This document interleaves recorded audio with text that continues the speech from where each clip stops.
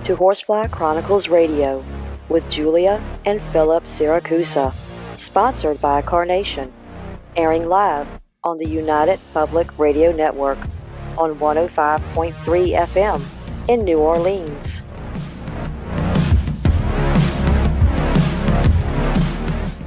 This show's entrance has been edited, produced, and directed by Gwen Clapper from Perfect Trust Productions, LLC. You can find us at perfecttrustproductions.com.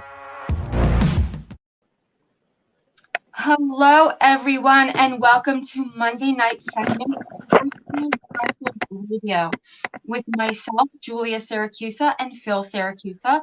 We're broadcasting live from the International Public Radio and the United Paranormal Radio Network on 105.3 FM from New Orleans.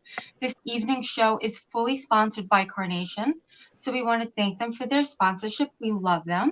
You will have to do a few things in order to participate. Go over to your YouTube channel, UFO Paranormal Radio or International Public Radio. You can also go into all of the Facebook stations, UFO Paranormal Radio Network, UFO Undercover with Joe Montaldo, News on the Flip Side, also Twitch, SoundCloud, Podbeam, and also go over to our group, Horsefly Chronicles Radio, and join if you haven't. And if you have any questions for our guests, please ask. So tonight, guys, we have an amazing guest who we are really looking forward to talking to. So please welcome Lester Velez to the show. He is going to be discussing his organization, OPUS, OPUS, alien abductions, and so much more. Lester joined MUFON, the Mutual UFO Network, in 1991 and has held the following positions: field investigator, training coordinator for field investigators, the assistant state director in Northern California, chairman of AERC, that's Abduction Experiencer Research Committee, and team leader for our abduction response team. So please, guys, let's welcome Les to the show tonight. Welcome. Hey, guys. Thank you. Thank you very much for having me tonight. Thank you so much for coming on. This is going to be an exciting show. I like what I'm seeing over here. And I'm very big into the UFO topic as well. So what I'd like to ask the guest is take us to the beginning. Yes. I mean, how did you get started with all this? Oh, my goodness. Okay, well, this whole thing started for me when I was rather young, about 11 years old. And I saw this object. This was a late October evening in Connecticut, where I lived at that time. And scared the hell out of me. I mean, it was this oval, whitish oval object making no sound, slowly drifting over a tree line, and subsequently just kind of disappeared. But in the meantime, it scared the hell out of me. I ran in the house and tried to get my dad to come on out, and finally he did come out, and it was gone at that point. And he said, well, it's probably just a beacon of light reflecting off a cloud. Well, I did not really buy that story, and went to the libraries soon thereafter and started to pick up books on UFOs. And at that time, George Adamski was one of the big hitters in the UFO field, and so I started reading his books, and I was really quite interested in the whole thing. And then became an adolescent, and other things became more interesting in my life, such as girls, and decided to go on off to college, and got into the University of Vermont, and went into the ROTC program, and subsequently got married, and had a couple of kids, and 1985 moved out to California. And the whole UFO subject really wasn't on the top of my thought process at all. And I picked up the San Jose Mercury News, and Stanton Freeman was going to be talking about UFOs and a government cover-up. And so that kind of threw a switch for me. And I went to see him speak at San Jose City College, and I expected to see a handful of people there. And the auditorium was full, and he gave one of his inimitable presentations. And so on my way out, there was a table set up by MUFON, the Mutual UFO Network. And so they have a journal that they produce on a monthly basis, and I decided to get that. And so I got the journal for a while, but then that wasn't enough. And I decided to take their field investigator course. And when I did that, that's when things got very interesting, because I started to investigate cases, and almost without exception, these cases were not only UFO type cases, but they were abduction type cases.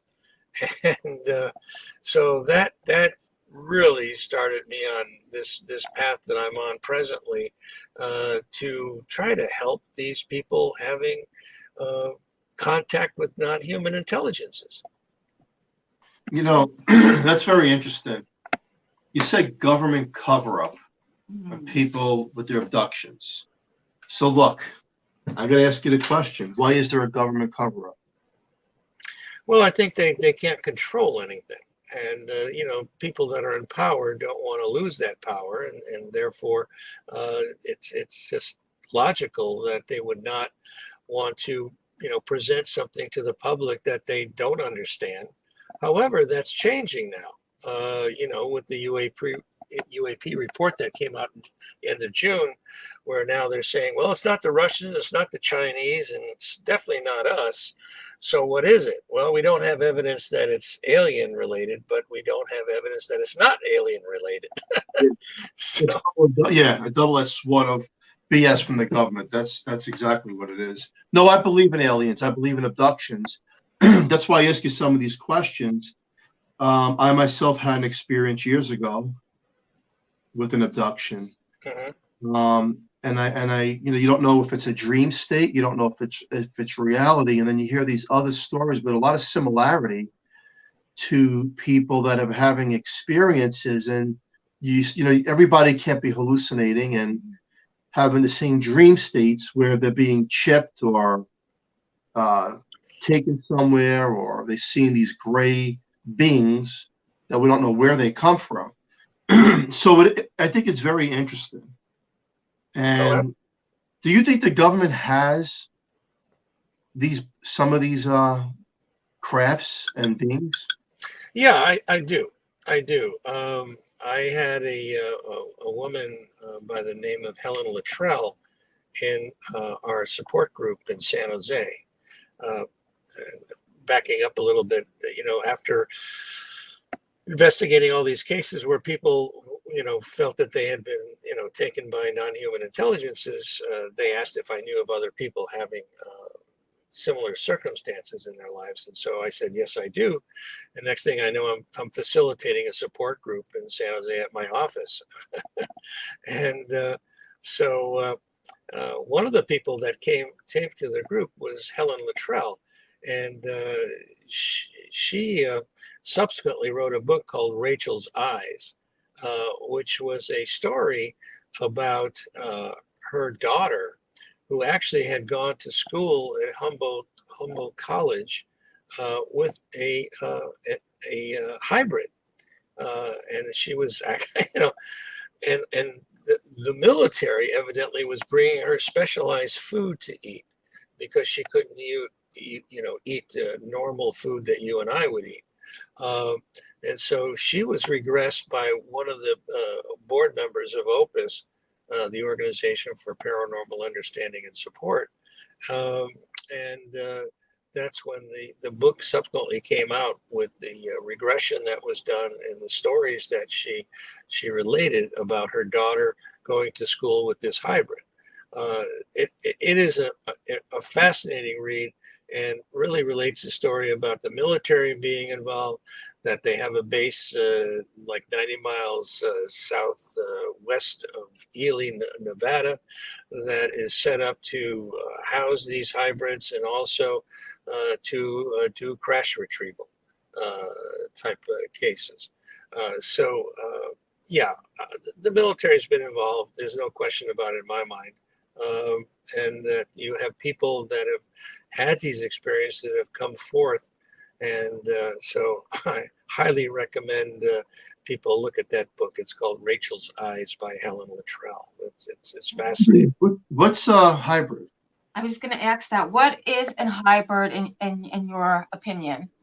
Well, that's a really good question, and the fact of the matter is, we have no scientific proof that these people are hybrids because we don't have a sample of hybrid DNA. Gary Nolan from Stanford University talks about that, where it's very difficult to say whether or not a person is a hybrid based on the fact that we don't have a sample of a alien's DNA. But people seem very, very convinced that they have this peculiar type of a situation going on with them, and they firmly believe that they seem to be hybrids. So it's hard to factually say that these people are definitely hybrids, but nevertheless, the feeling that they possess in that regard seems very strong, and therefore, you have to give them some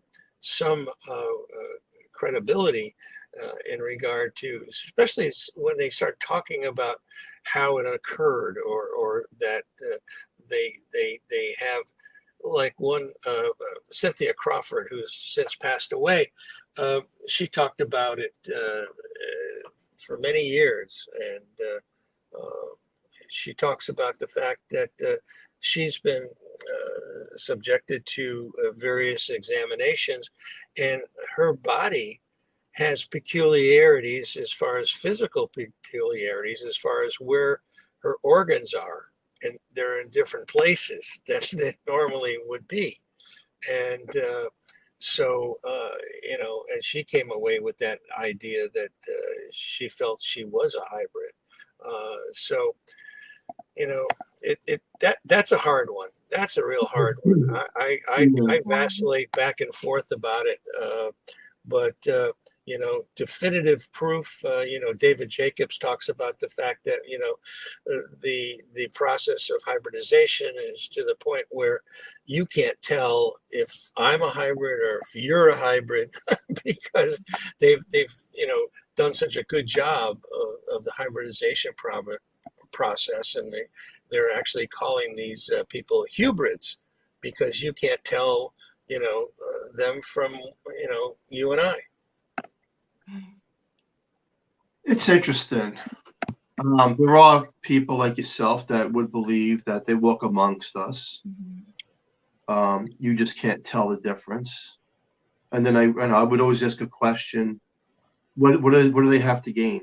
Yeah. Like, what are they gaining by doing that? If they having that intelligence where you can fly in these crafts and at unlimited speeds and go through portals, what's the obstacle? Well, I think there's a couple of scenarios that go along with this process, and one is that is it a possible alien invasion of some sort that is in process, whereby if they hybridize the entire population of the Earth, they don't have to come down and obliterate anybody or anything. They will be us, basically.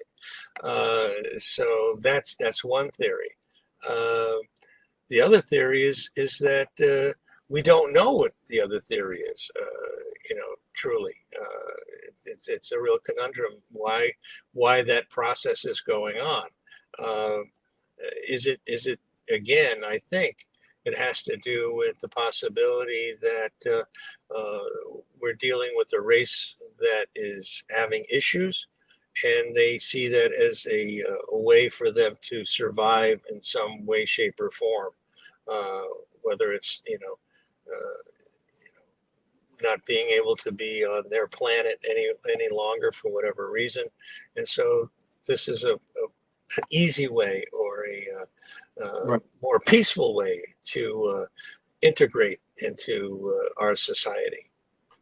I would agree. You said that our military knows, I guess a portion of the military knows, and the government knows, but yet the leaks that come out, they call leaks, right? Because all of a sudden there's this UAP program and all this other stuff. That's what they're calling it. So then they're spinning it, because if what you're saying is true, that the government and the military do know because of this one case and maybe many other cases, and they say, well, we're not sure if we don't think it's China, we don't think it's Russia, it could be other, yeah. So then, quite frankly, we're being lied to, period. Yeah, I think that whether you call it a lie or just Well, if you're giving me leaks and you know something, that's a lie, right? If you're telling me something in drips and drabs, but you really know the information, so you're saying, okay, I'm going to keep the public, I'm going to tell them, give them bits and pieces, but we're not going to give them the whole picture. But yet, right. Israel, someone from Israel, one of the big wigs from Israel came Yeah, forward. Haim Eshed, the general, That yeah, the United came States out. government knows what's going on. Yeah, he basically said, yeah, they're here. We're working with them, and we have bases on Mars, and it's been going on for a while. And the aliens don't want to make themselves known because we're not ready. And I think that's part of the thing. I mean, the Brookings years ago talked about the fact that, we'd have a real issue, like the War of the Worlds broadcast that was done, and we freaked out a whole bunch of people with that, and so but I think that 70% at least of our population would be fine with it. It's the other 30% that would probably have a real issue with the fact that, hey, they're here, and they have all these capabilities that we don't have, and that's an issue. I mean, that's truly an issue right there. I mean, but I think people say, well, oh, they're going to invade and they're going to do all this. Well, I think they probably could have done this eons ago when we were picking bananas and fruit off of trees or something.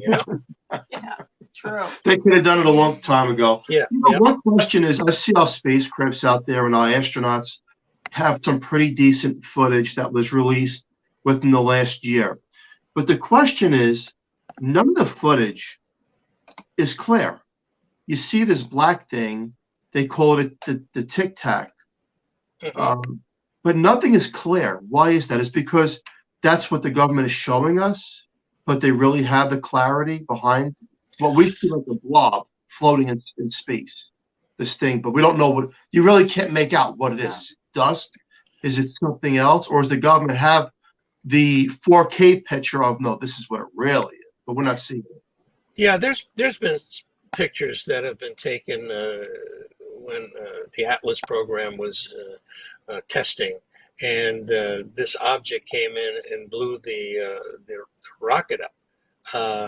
That was quite clear as to what the object looked like and what it did. And I'm sure there's numerous other evidence, photographic evidence that we have that the public does not know about. And again, it's the bottom line is that I think they're trying to keep a lid on this thing as long as they can until they have a better understanding of what it is or how they might be able to control it. But right now, there's no way that they can control it based on what's happened. I mean, a la the Maelstrom Air Force Base and the missiles being shut down and things of that nature.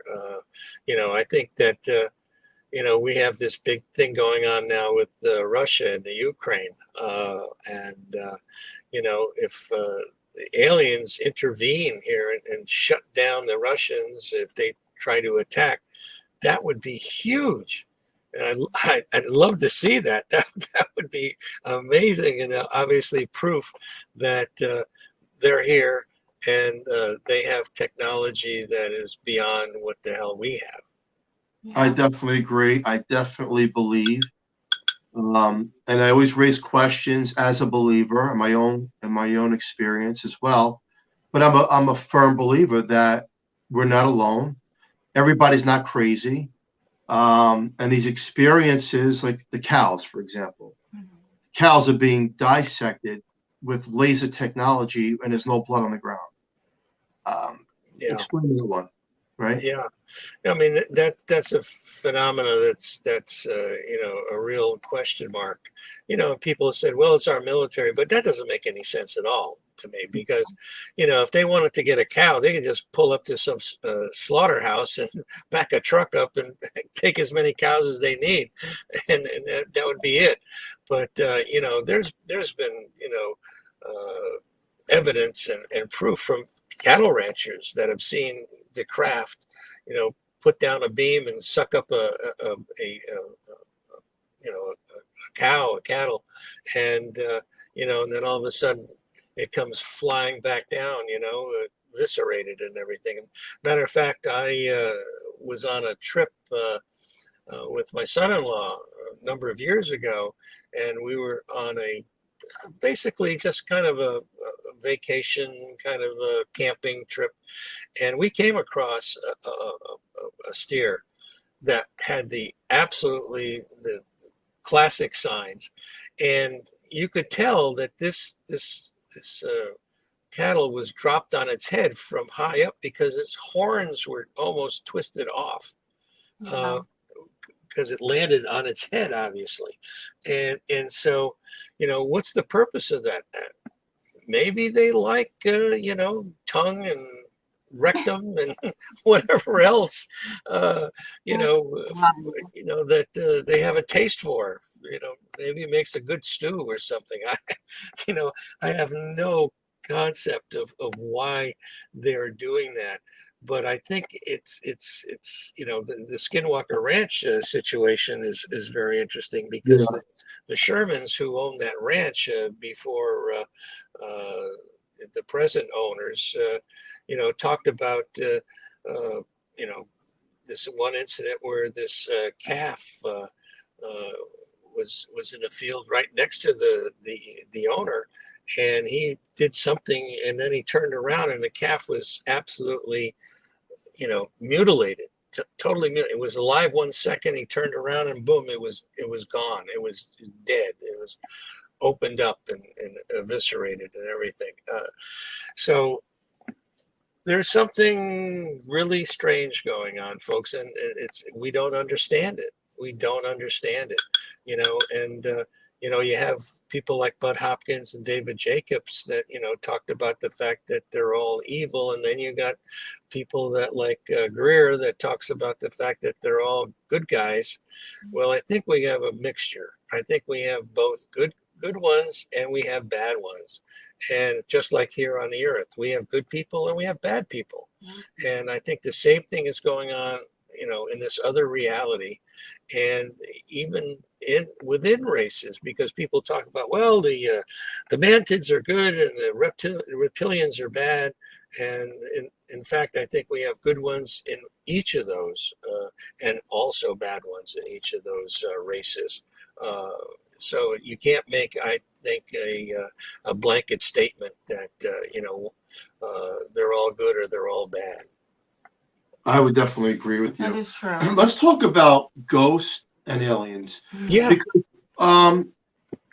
we're paranormal investigators. Yeah. We live in a haunted home, and we deal with a lot of different teams from around the world. And a lot of the picture grades that you see an apparition of a ghost, right? Some that you have to rule out as optical illusion and matrix, and others look authentic. Like, this is what I see a boy, I see a girl, I see something.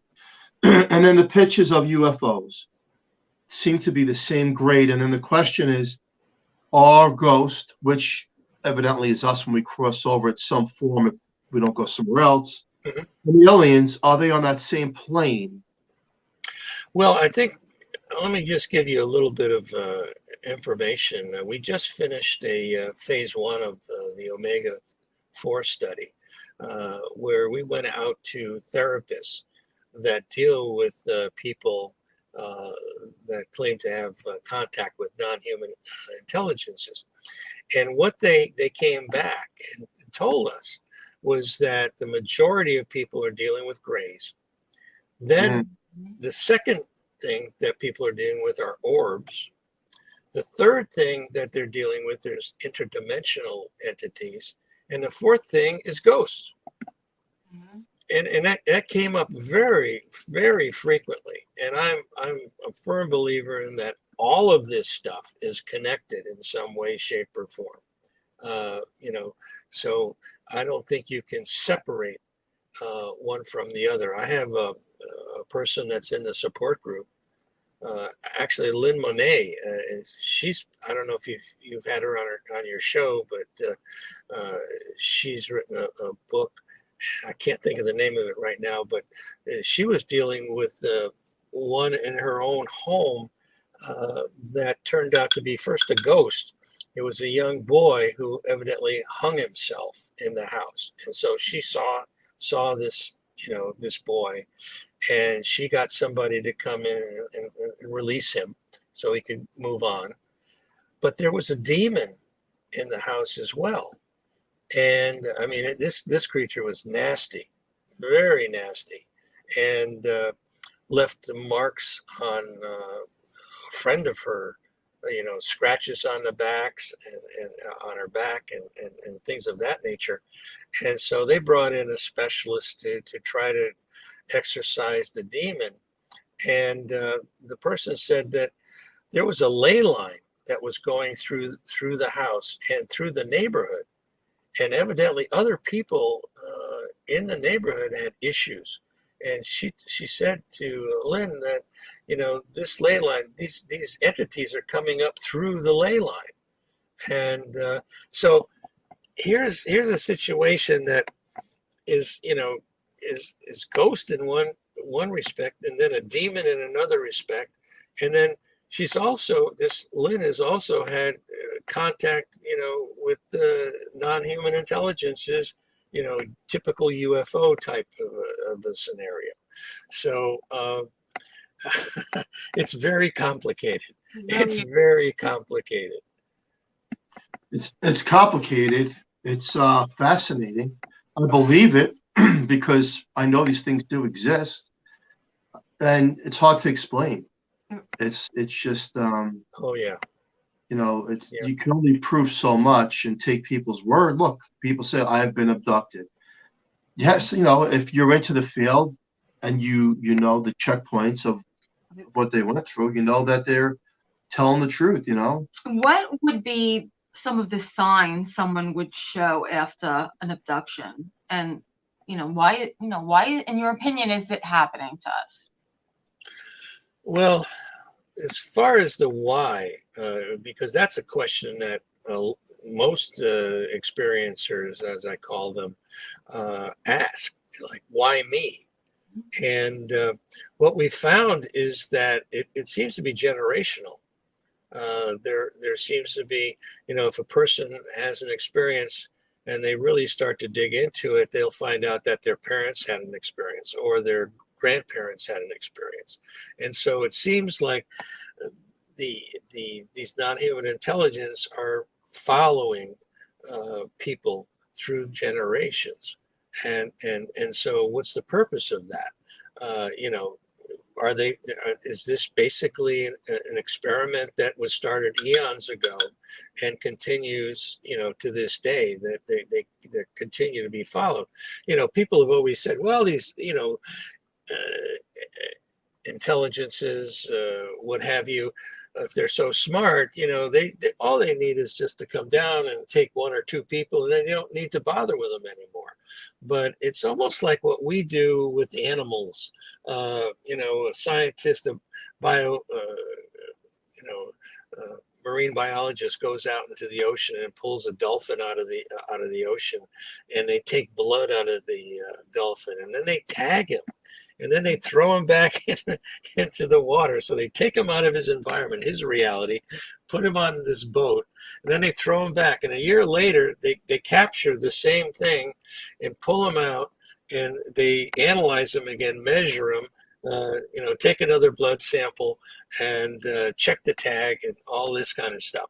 So maybe it's a scientific process that's going on with these animals or us. They continue to do that, or it may be some kind of a training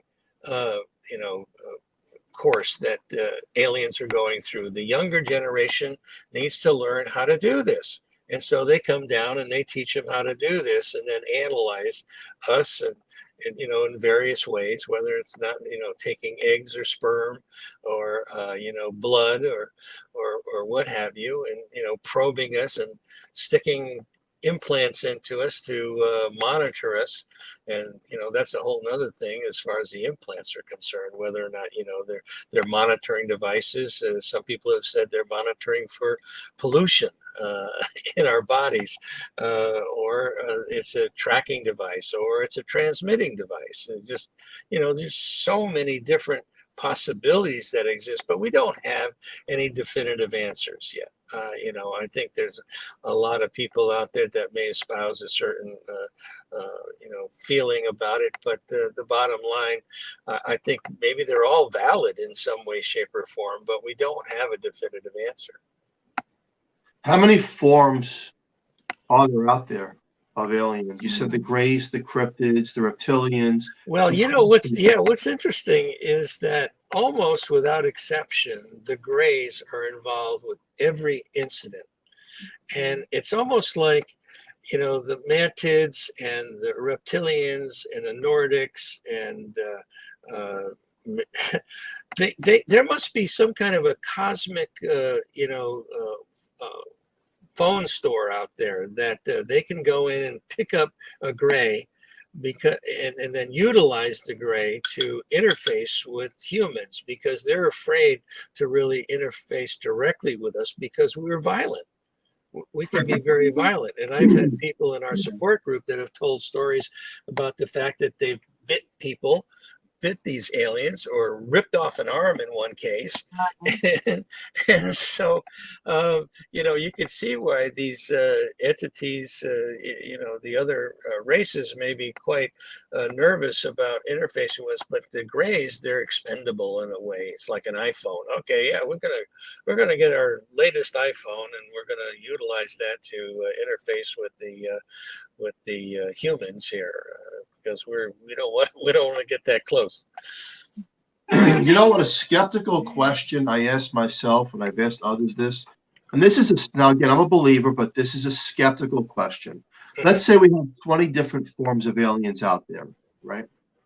So I say, well, okay, so these 20 different forms of aliens that maybe come from different galaxies all have an agreement with the United States government not to show up in New York City over all of us, our buildings, and say, hey, we're here. So every one of these races has a deal with our government. There's the question, the skeptical question I ask, because let's just say we're talking about the Greys, and the Greys, have a deal with the government and they're not supposed to show themselves because of mass hysteria and all that.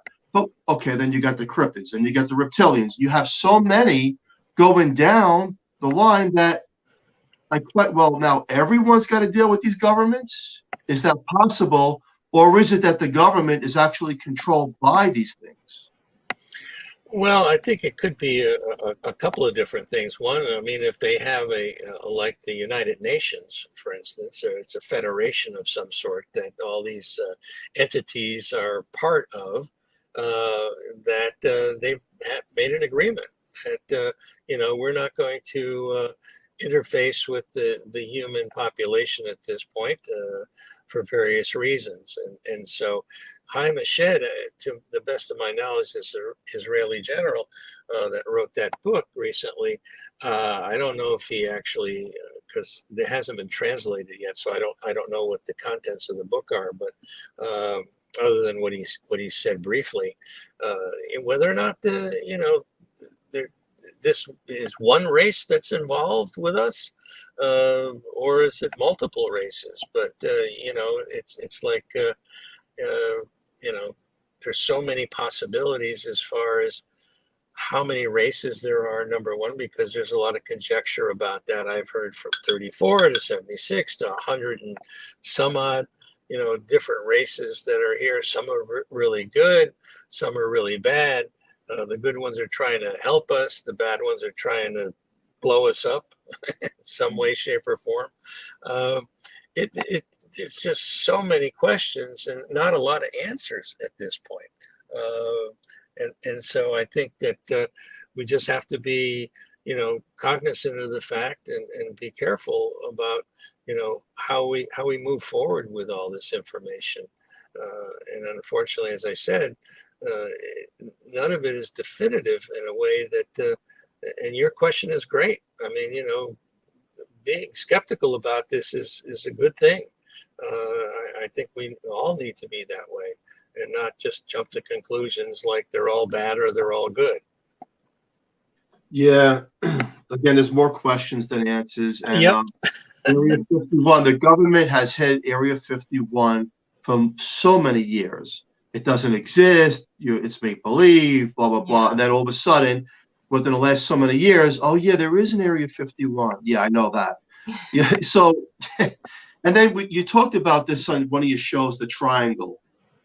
But that could be, is that the stealth that we have that the government doesn't tell us about till 10 years later after the fact? Like, some of the technology, I believe, is coming from another intelligence, such as fiber optics.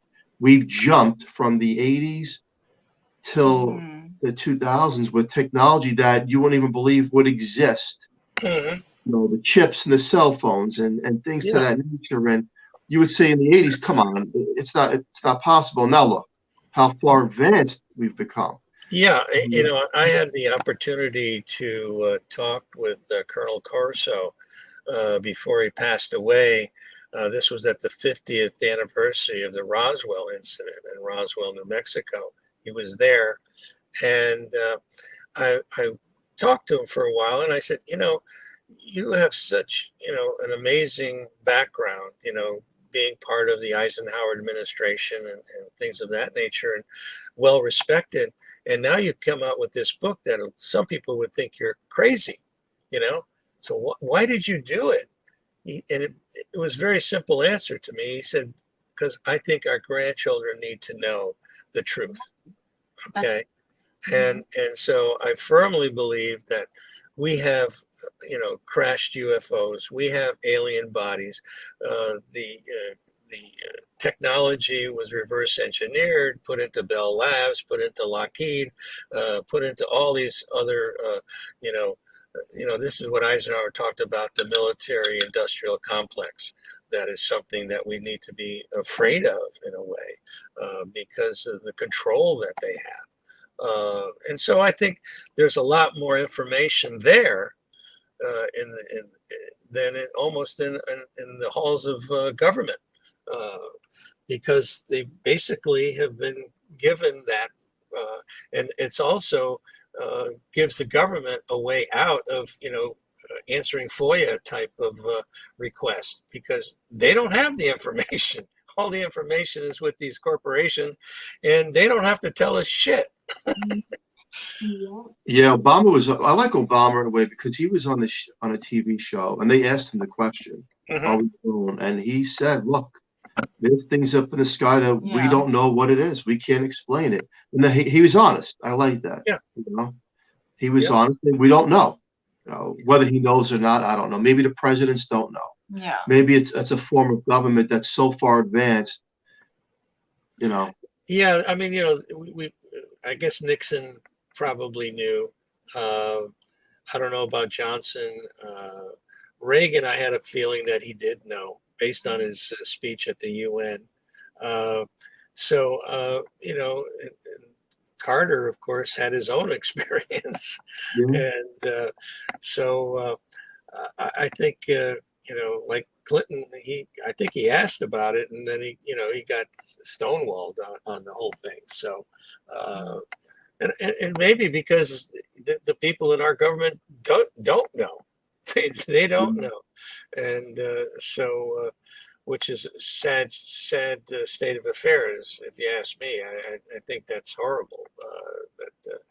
That they should at least know what the hell is going on. But I agree with you. yeah, yeah. Let's talk about MUFON. Yeah. Well, how did you get involved? How did MUFON evolve? Yes. No, yeah. Yes.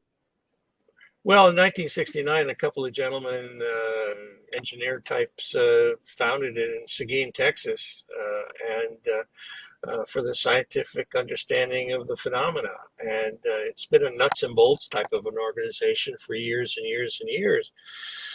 Then in 2007, I approached the international director at the time, James Carrion, and told him I thought he was missing the boat with regard to understanding what's happening with the abductees, the experiencers. And they had no protocol to handle these people. So they were getting phone calls, and they didn't know what to do with it from people saying, "Hey, I've been abducted. I'd like to understand what's going on, and so can you help me?" And eventually, what happened was that my organization, OPUS, the Organization for Paranormal Understanding and Support, which I co-founded with Dr. Eugene Lipson back in 1994. I made a proposal that send me those people, and so the phone calls that were coming into MUFON were being directed to me, and so I was doing triage with these people and finding out what it is they wanted. And most of the people were looking to have a hypnotherapist work with them. And so I decided to set up a database of hypnotherapists around the country that I could refer people to. And so that's how it all got started. And subsequently, MUFON decided the light bulb went off that they should do this internally. And they set up the MUFON ERT, the Experiencer Resource Team, which I'm also a part of as a research consultant. And so they've been doing some fine work working with people. And also they have a referral network of therapists.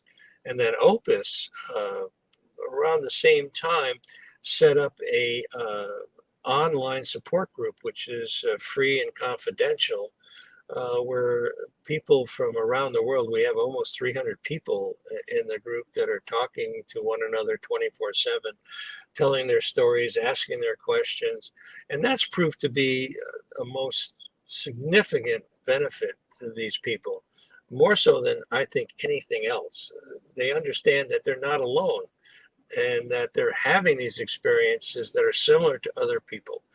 And we also did a study, again, about 2010, that was funded by MUFON, called the Omega-3 study, where we took 71 people that felt that they had been abducted, and 51 people that were a control group. And let me get the information on that. Let me read you what the findings are on this thing. Okay. In general, abductees' experiences profile differently than do their comparison counterparts on a number of general psychological and specific neurological variables. Yet there are remarkable similarities between the experiential group and the comparison group. It should be noted that in no case did experiencers or comparison group participants show any signs of mental illness, where am I here? Okay, or personality disorder. Fantasy proneness does not appear to play a differentiating role between the experiential and the control groups. However, sensitivity to alternative realities and early and recurrent paranormal or psi experiences seem to play a role in the abduction experience. Childhood conflict, psychosocial tension and abuse, and trauma more than likely facilitate a dissociative coping style in later life. How much a part dissociation plays in the abduction experience remains an open question, but the Ring and Rosing 1990 abuse trauma dissociation pathway remains a viable descriptive, if not explanatory, principle. Both experience with and interest in the abduction phenomena have impact on how one's body is perceived to function, how one views the world and one's purpose in it, and how one defines or redefines one's faith, tradition, and beliefs. In essence, both experience with and interest in contact seem to change one's sense of self and one's worldview. And that seems to be a real common thing, where all these experiencers seem to come away with this common thread that, first of all, we need to be better stewards of the planet. We need to be better to one another. We need to love one another more. We need, all very positive type of scenarios that these people come away with after their experience. Abductees, experiencers believe that there is a sentient, purposive alien intelligence at play in their lives and at work in the world, but the intelligence's goals are seen to be more beneficent than malevolent, more benign than malignant. This, though, remains an open question and a point of doubt in the minds and hearts of some abductees, experiencers, and some comparison control participants. It also remains a point of contention among abduction researchers. And the last thing I have here is the brain generally and the temporal lobes and limbic system more particularly play a mediating role in the anomalous experiences such as abduction.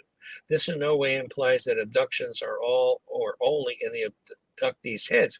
Rather, it points to the likelihood of temporal ability as a preset or a precursor to extraordinary experiences. While it would be too reductionistic to claim that the brain creates such experiences, it is far-fetched to think that the brain plays an important part in the who and the what of extraordinary experience and how they are interpreted. So the bottom line, as I said, they're not fantasy prone. They're not crazy. So then what? A lot of these people have gone to psychiatrists or psychologists and they find out that they're perfectly sane, but then they have this issue that's going on with them. And so how do they deal with that? And so that's why Opus was basically created, to help these people by either giving them a referral to the therapist or to be part of a support group. And also we also have medical and mental health practitioners as well. Wow. Well, That's amazing. It is, but that's why the government, in a sense, should come forward, because then you're giving people that are with high credibility a bad name, because they're saying, hey, I was abducted. These things are happening to me. And the general population thinks you're a fool or you're stupid because they don't believe in it. But yet, the big people behind the closed doors know what's really going on. And it's sad for the person that's having these experiences. And it's thankful that you have your operation going, which is good. But there's a lot of people out there that are having similar experiences, and it's not fair to them. Benny, Barney Hill, all these cases, it's not fair. They're being humiliated in some senses. You have your believers, and then other cases, like people laugh at them. And that's not fair, because they should be treated right. Like, no, we know what's going on, and we're going to try to help you, versus we don't know what's going on. We don't know what you're talking about. Yeah, it's unfortunate that the mental health community is not more aware. And matter of fact, that's why we did the phase 1 of the omega-4 study, to go out to therapists to get their feedback, which we're going to publish in a peer-reviewed journal shortly. And we're going to send this out to the mental health community to show them this is what's going on. This is how you can work with these people. This is something, again, that these people do not have a psychopathology, and so it's important to be open-minded about this. And so we will be doing that aggressively to try to make that more available to the mental health community and to educate them as far as what's going on.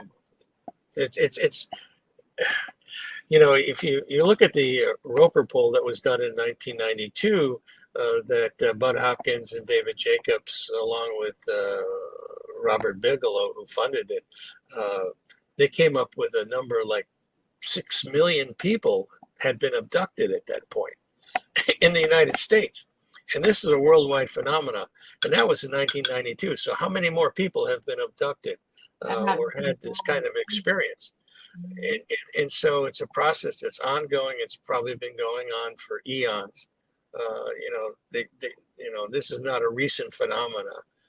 It's just recent to most people simply because of the technology that we have now, that we can communicate the way we do.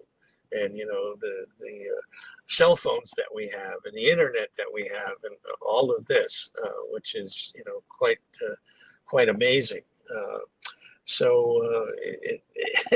You just need to understand that, people like Kit Green and Gary Nolan from Stanford University have been working with these abductees that claim to have contact with non-human intelligences, and they found that there's some peculiarities in their brain makeup in this area called the caudate and the putamen area, where there's connections in those areas that are quite significantly increased in people that claim that they have psychic ability and they're able to communicate telepathically with these intelligences. And then they come to find out that this is generational, and they find out that their parents have had this, and they haven't talked about it, or their grandparents have had this. So it's like the old chicken and the egg. Did they have this capability because the non-human intelligences messed with our DNA, way back when? And so now we have that capability, or is this something that we have had, naturally, but has been energized or caused to come about because of contact? And again, it's a question that we don't have an answer to. And so in the book that I've recently written, The Unknown Other and the Existential Proposition of Alien Contact, I go through all the physical, the psychological, things that are going on. We talk about implants, we talk about hybrids, we talk about the U.S. government, the UAP report, we talk about the omega-3 study, which is the full study of the 71 people that were experiencers compared to the 51. We talk about, the Neolithic period in the cave drawings and things of that nature. And then we talk about automatic writing that people seem to be compelled to write.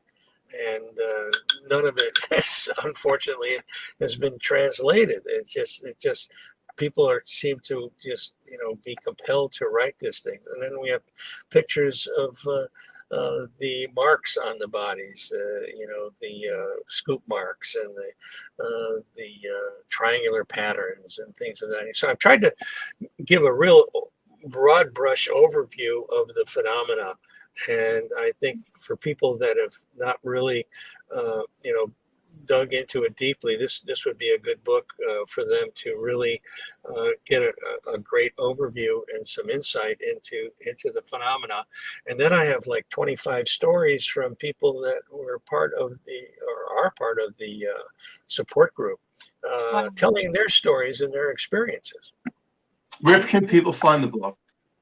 It's on Amazon, and you can go to our website, which is opusnetwork.org, and the homepage has a picture of the book on there, and you just click on that, and that'll take you to Amazon, and you can buy the book there.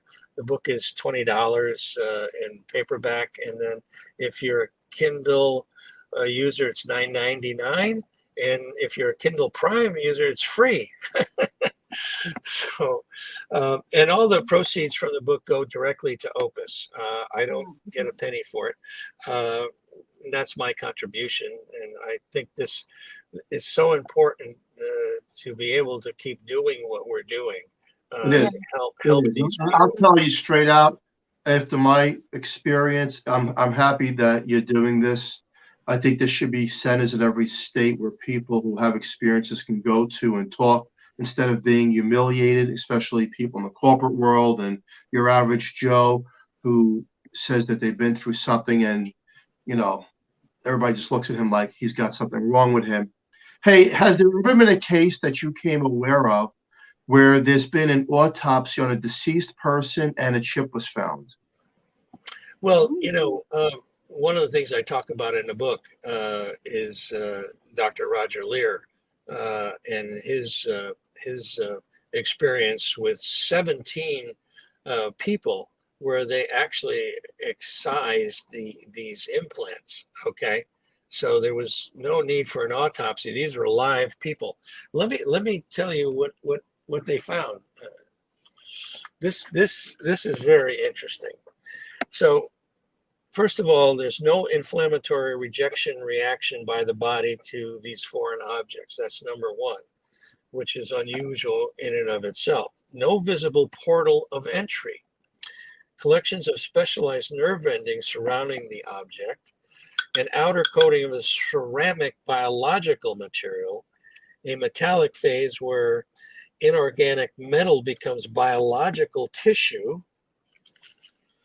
The emission of radio waves, which are deep space frequencies in the FM band, electromagnetic fields in excess of 10 milligauss, composition of meteoric iron 66, rare earth metals such as U-236, a single isotope of uranium existing by itself, as well as elements such as uridium, which is very rare and hard to find in the Earth's crust.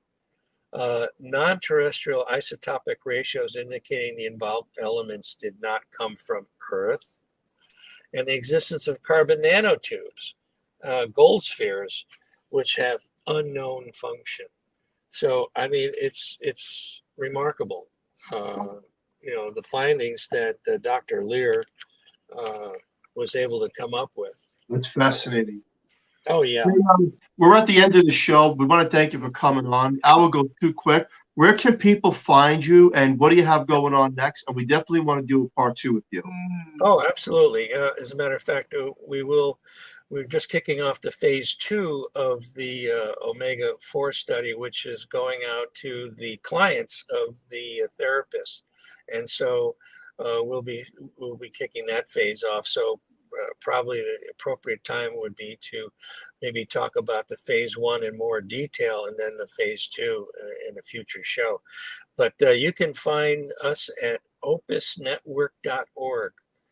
And that'll give you a place where if you're looking for support, there's a support button on there that you can click. It gives you some options as far as what you would like to have happen, and then a very short questionnaire that we would like you to fill out. And then it goes to either myself or a couple of other people in the organization. We do a little triage, and then we either give you information on hypnotherapists or get you into the support group. And I literally get 2 to 3, maybe 4 a week of people looking for help in one way or another. So opusnetwork.org is the place to go, where you can click on the book or get the kind of help that you're looking for. Okay. Well, Lester, thank you so much for coming on tonight. Thank you for everything that you're doing. Thank you for your services as well. I also want to give a shout out to the people in chat. Michelle, I think Christine, who's that? It's Piper? But thank you for joining us in chat and listening to the show. Lester, you're full of knowledge. This is a great show, a lot of knowledge tonight. We really enjoyed having you on. Well, I tell you guys, I really appreciate being on your show, and thank you for what you're doing too, because you're trying to get the word out on varied topics, and so God bless you and thank you. God Thank bless you. you too. Thank you. Special thank you to Carnation for fully sponsoring this show. We love them, and please join us next Monday night on the United Public Radio Network on 105.3 FM from New Orleans. Thank you, everybody, for listening. Thank you, everyone. Have a great, safe night, and we'll see you next week. We are not alone. Good night. Good night. Good night.